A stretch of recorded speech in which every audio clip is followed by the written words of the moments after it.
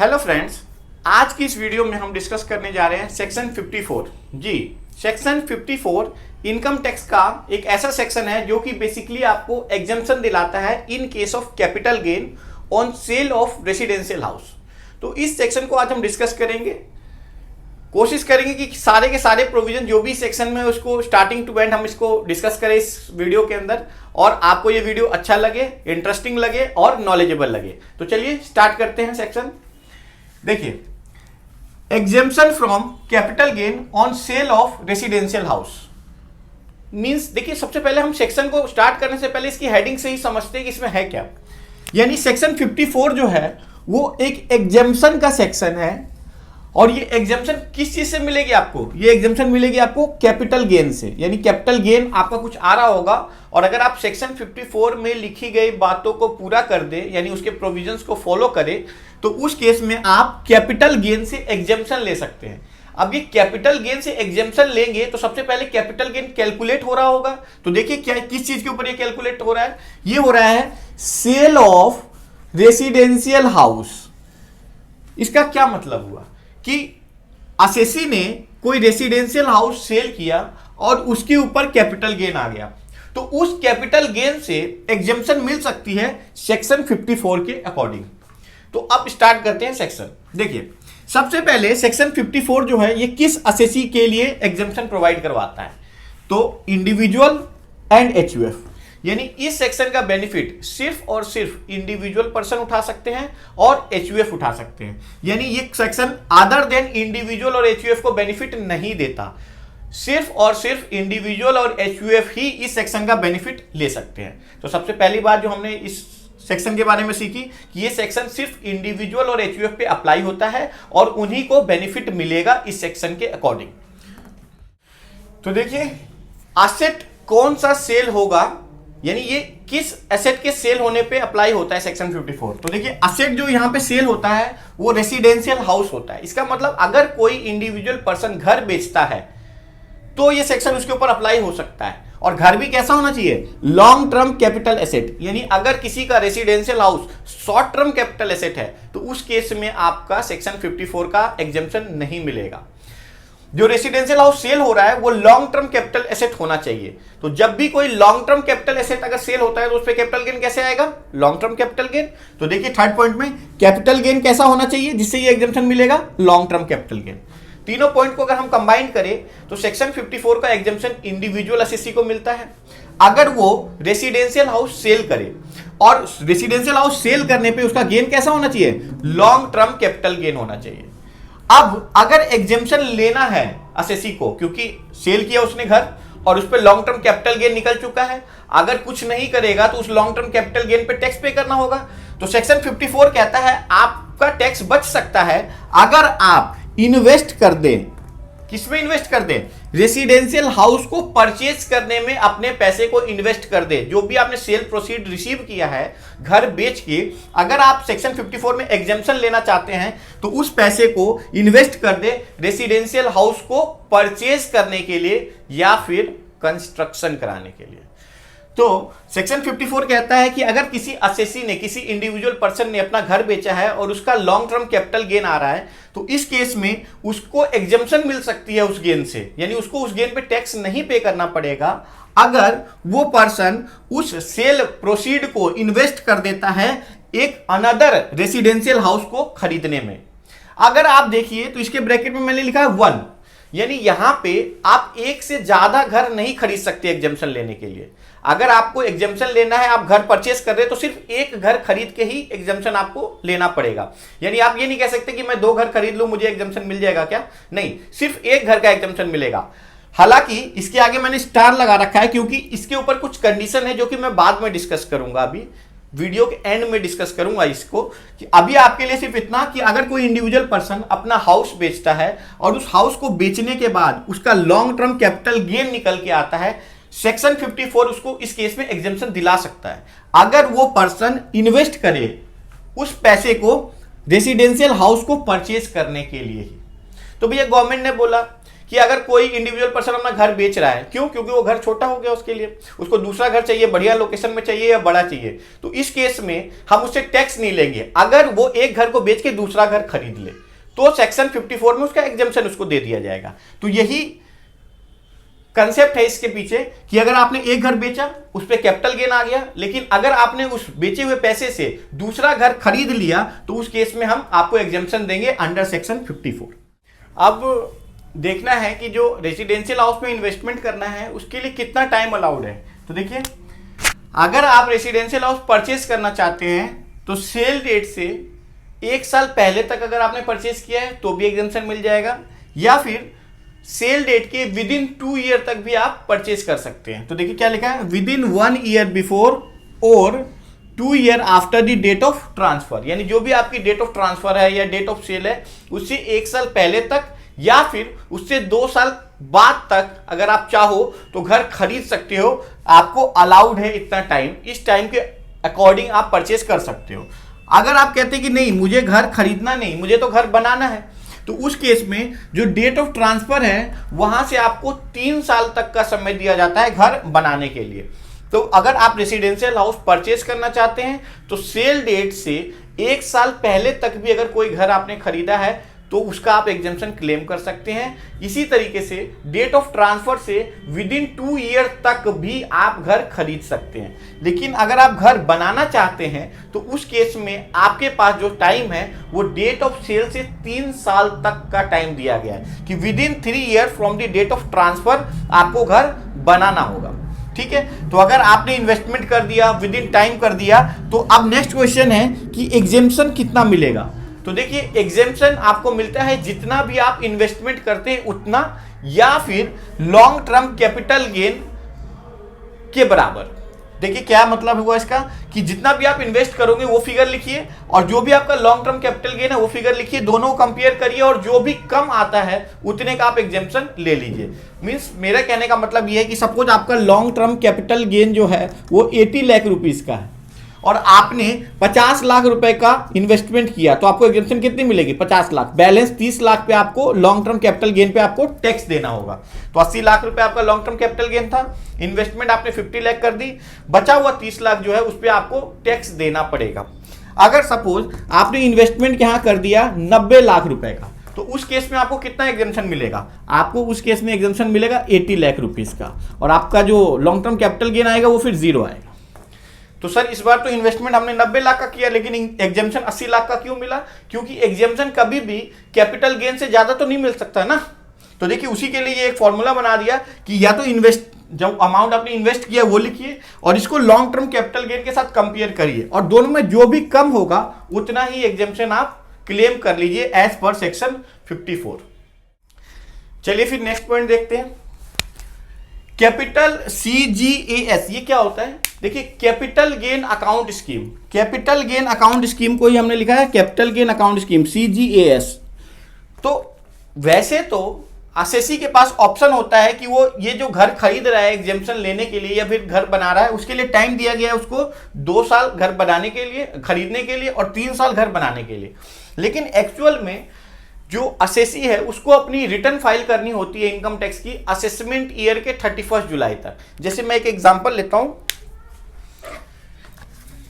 यहां पे लेते हैं एग्जांपल एक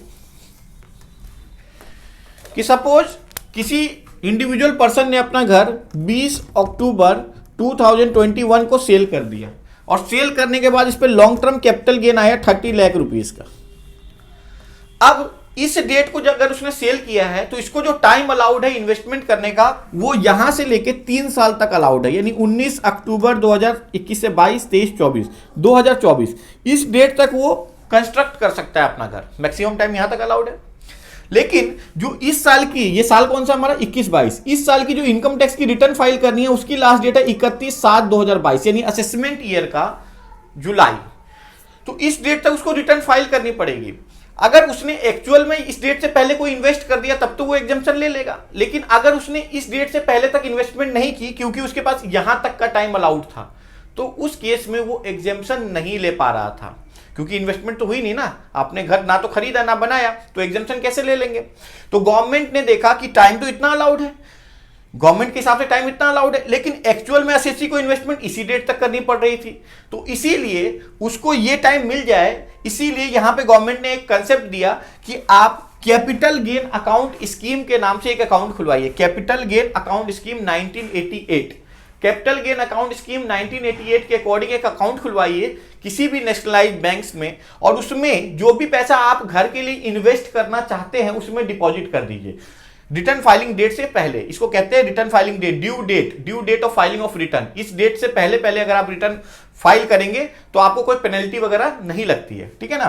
तो अगर आप इस ड्यू डेट से पहले इन्वेस्ट नहीं कर पा रहे हैं तो आप इस अकाउंट को खुलवाइए, कैपिटल गेन अकाउंट स्कीम, और उसमें पैसा डिपॉजिट कर दीजिए।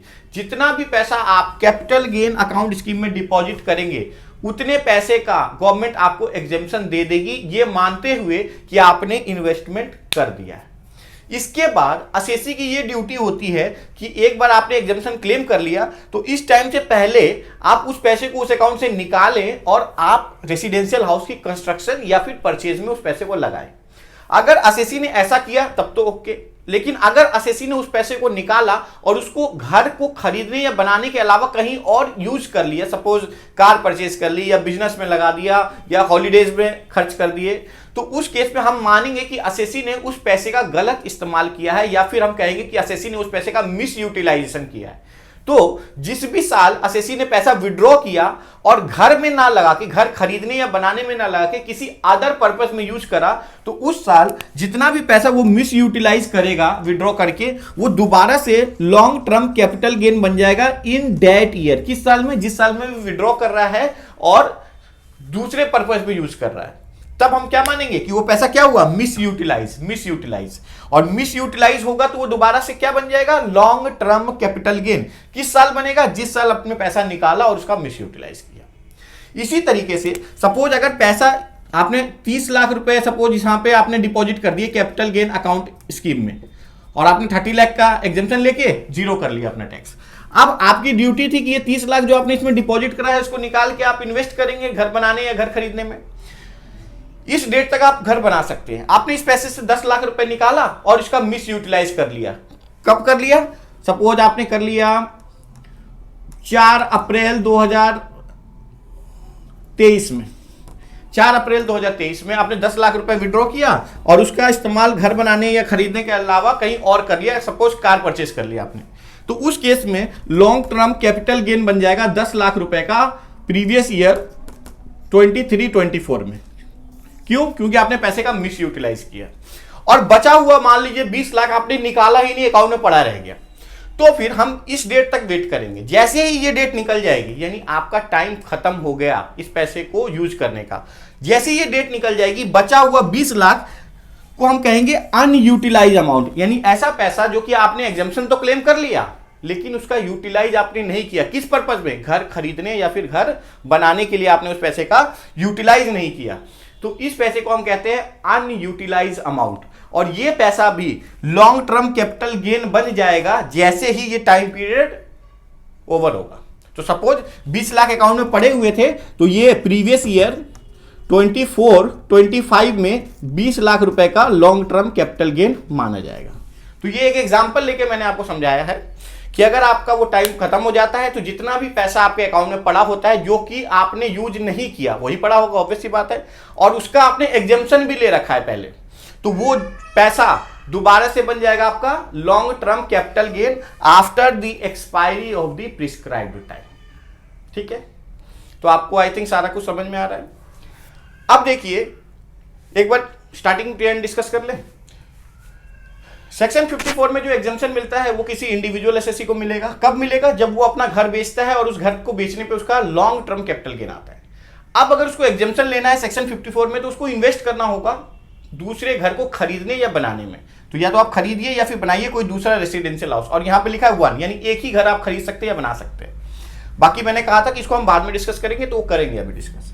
अब अगर परचेस करते हैं तो आपको टाइम दिया गया है सेल डेट से 1 साल पहले। अगर आपने कोई घर खरीदा है तो उसका भी ले सकते हैं, या फिर सेल डेट से 2 साल के अंदर अंदर आप घर खरीद सकते हैं। अगर आप कंस्ट्रक्शन करना चाहते हैं तो सेल डेट से 3 साल तक का समय दिया गया है, आप कंस्ट्रक्शन कर सकते हैं। एग्जेम्पशन कितना मिलेगा, जितना भी आप इन्वेस्ट करते हो उतना एग्जेम्पशन मिलेगा, लेकिन कैपिटल गेन से ज्यादा नहीं मिल सकता। इसीलिए एक फॉर्मूला बनाया गया कि अमाउंट इन्वेस्टेड लिखिए और इसको कंपेयर करिए लॉन्ग टर्म कैपिटल गेन के साथ। इन दोनों को कंपेयर करके जो भी लेस आएगा उतना ही एग्जेम्पशन आपको सेक्शन 54 में मिल जाएगा। अब क्योंकि यहां पे टाइम दिया गया 3 साल का, 2 साल का, इसीलिए रिटर्न फाइलिंग डेट से पहले तक कितनी बार एसएससी इन्वेस्ट नहीं कर पाते एक्चुअल में, तो गवर्नमेंट ने आपको एक प्रोविजन दिया है कि आप एक अकाउंट खुलवाइए जिसका नाम होगा कैपिटल गेन अकाउंट स्कीम, और इस अकाउंट में रिटर्न फाइल करने से पहले जितना भी पैसा डालेंगे उसका एग्जेम्पशन एसएससी को मिल जाता है। बाद में उस पैसे को निकाल के एसएससी घर खरीद सकता है या फिर बना सकता है। अब अगर एसएससी ने एक बार पैसा डिपॉजिट करके एग्जेम्पशन तो ले लिया, लेकिन बाद में उस पैसे को निकालता है और घर नहीं खरीदता बल्कि उससे कुछ और काम कर लेता है उस पैसे का यूज करके, तो उस केस में हम मानेंगे कि आपने पैसे का मिस यूटिलाइज किया है। और जिस भी साल में आप पैसे का मिस यूटिलाइज करते हैं वो पैसा जितना आपने मिस यूटिलाइज किया है दोबारा से लॉन्ग टर्म कैपिटल गेन बन जाता है जिस भी साल आप मिस यूटिलाइज करते हैं उस साल में। अगर पैसा अकाउंट में पड़ा रह गया और आपका टाइम कंप्लीट हो गया, टाइम ओवर हो गया जिस टाइम के अंदर आपको इन्वेस्टमेंट करनी थी, तो जैसे ही टाइम एक्सपायर हो जाएगा जो भी अनयूटिलाइज्ड अमाउंट अकाउंट में होगा वो दोबारा से लॉन्ग टर्म कैपिटल गेन ही बन जाएगा। ठीक, अब आइए देखते हैं यहां पे पॉइंट नंबर 10। जो भी आपने ये एसेट खरीदा है, रेसिडेंशियल हाउस, जितना भी आपने इन्वेस्टमेंट किया एग्जेम्पशन लेने के लिए, इस घर को आप 3 साल तक बेच नहीं सकते। 3 साल तक बेच नहीं सकते जी। अगर आपने बेच दिया तो उस केस में गवर्नमेंट ये कहती है कि जितना भी हमने आपको एग्जेम्पशन पहले अलाउ किया था उसको हम विड्रॉ कर लेंगे। ठीक है, तो जो नया घर आपने खरीदा था एग्जेम्पशन लेने के लिए सेक्शन 54 में, उसको 3 साल तक आप बेच नहीं सकते। अगर आपने बेचा तो बेच तो सकते ही आप, आपका घर आप बेच सकते हैं, लेकिन उस केस में गवर्नमेंट ने जो भी आपको एग्जेम्पशन दिया था पहले उसको गवर्नमेंट विड्रॉ कर लेगी। और विड्रॉ कैसे करेगी?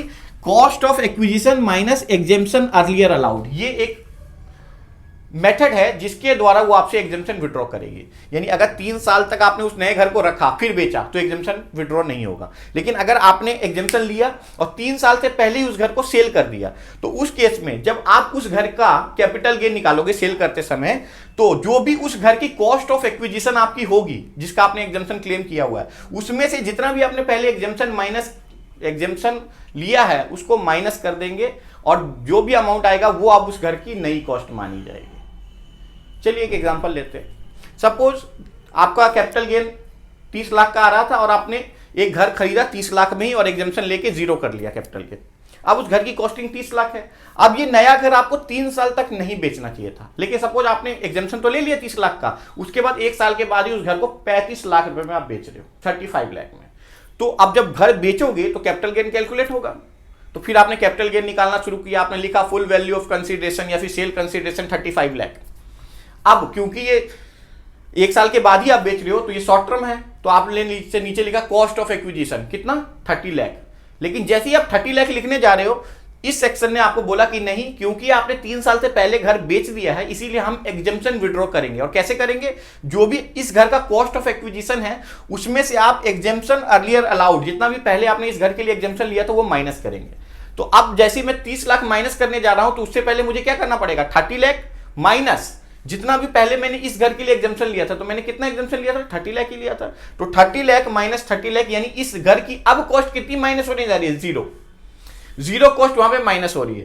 तो full value of consideration 35 lakh, नया कॉस्ट 0, तो कैपिटल गेन कितना आ गया? Short term capital gain 35 lakh.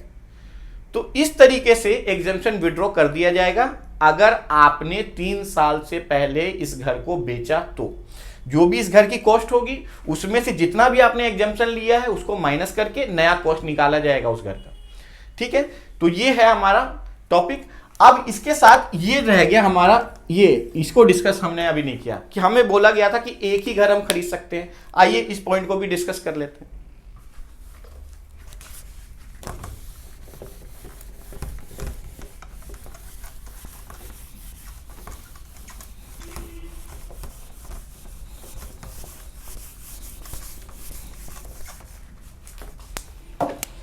देखिए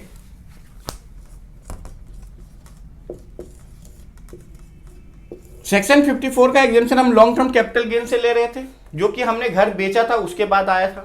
अगर ये long term capital gain 2 crore के बराबर या उससे ज्यादा है तो उस केस में ये कहा गया कि आप जो हाउस खरीद रहे हैं एग्जेम्पशन लेने के लिए, वो सिर्फ एक ही घर खरीद सकते हैं। Only one house can be purchased for claiming exemption under section 54। यानी अगर हमने जब घर बेचा और उस पर कैपिटल गेन 2 करोड़ रुपए के बराबर या उससे ज्यादा आता है, तो हम सिर्फ एक घर खरीद के ही अपना एग्जेम्पशन क्लेम कर सकते हैं सेक्शन 54 में। लेकिन दूसरी तरफ अगर हमारा कैपिटल गेन 2 करोड़ रुपए से कम आ रहा है, तो उस केस में हमें assessee can purchase 2 houses for claiming exemption under section 54। यानी अगर हमारा कैपिटल गेन 2 करोड़ रुपए से कम आता है, तो हम 2 घर खरीद के भी एग्जेम्पशन ले सकते हैं दोनों घरों का सेक्शन 54 के अकॉर्डिंग। लेकिन अगर हमारा कैपिटल गेन 2 करोड़ के ज्यादा है, 2 करोड़ के बराबर या उससे ज्यादा है, तो हमें सिर्फ एक घर खरीदना है और उसी घर का एग्जेम्पशन लेना है। लेकिन अगर 2 करोड़ से कम है कैपिटल गेन, तो हम 2 घर खरीद के भी उन दोनों घरों का एग्जेम्पशन वहां से क्लेम कर सकते हैं। लेकिन ये जो ऑप्शन है 2 घर खरीद के एग्जेम्पशन क्लेम करने का, ये असेसी को लाइफ टाइम में सिर्फ एक बार अलाउड होता है। This option is allowed only once in his lifetime. यानी ये जो ऑप्शन है 2 घर खरीद के दोनों ही घरों का एग्जेम्पशन क्लेम करने का, ये असेसी को उसकी पूरी लाइफ टाइम में सिर्फ एक बार ही मिलता है। अगर किसी असेसी ने एक बार 2 घर खरीद करके एग्जेम्पशन ले लिया है सेक्शन 54 में, तो अपने लाइफ टाइम में दोबारा कभी भी ये एग्जेम्पशन 2 घर खरीद के नहीं ले सकता। फिर उसको एक ही घर खरीदना पड़ेगा, चाहे उसकी कैपिटल गेन 2 करोड़ रुपए से कम हो या ज्यादा हो। ठीक है ना, ये ऑप्शन लाइफ टाइम में सिर्फ असेसी को एक बार ही मिलता है। तो सेक्शन 54 के हमने सारे के सारे टॉपिक अच्छे से कवर कर लिए, ईच एंड एवरी प्रोविजन पे हमने डिस्कस कर लिया। आई होप आपको ये समझ में आ गया हो। आप इसकी जितनी प्रैक्टिस करेंगे उतना ही आपको और समझ में आएगा। एग्जाम के लिए बहुत ही इंपॉर्टेंट सेक्शन है। आज के लिए इतना ही। इस वीडियो को हम यहीं पे एंड करते हैं। मिलते हैं किसी दूसरी वीडियो में। आज के लिए इतना ही। Thank you very much.